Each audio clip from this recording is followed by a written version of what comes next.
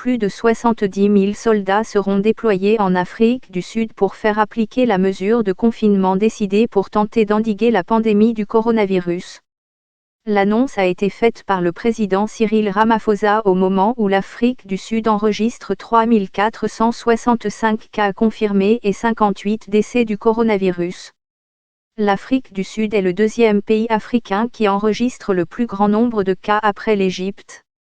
L'Afrique du Sud a mis en place des restrictions strictes en matière de confinement en cette période de crise sanitaire. Le confinement prolongé en Afrique du Sud. Premier cas de coronavirus en Afrique du Sud. Coronavirus, protestation dans les prisons sud-africaines depuis le 27 mars. Seuls les prestataires de services essentiels, tels que les travailleurs de la santé, du commerce de détail, de services financiers, les journalistes sont autorisés à continuer à travailler.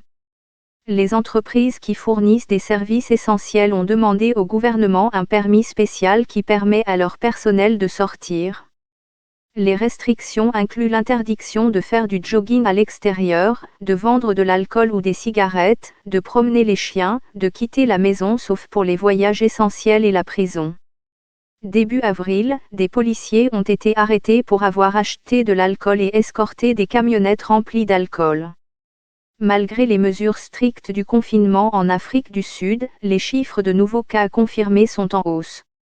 Dans une lettre adressée au Parlement mardi, le président Ramaphosa a déclaré qu'il avait décidé de déployer 73 180 soldats supplémentaires pour faire respecter le confinement.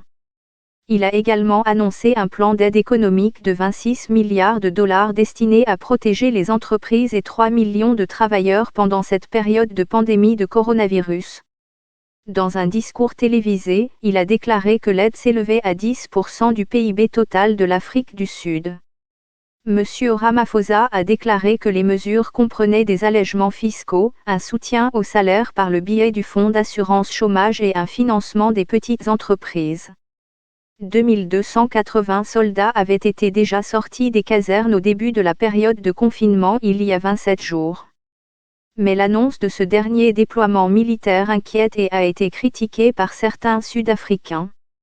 Il s'agit du plus important à des fins nationales depuis l'instauration de la démocratie post-apartheid en 1994.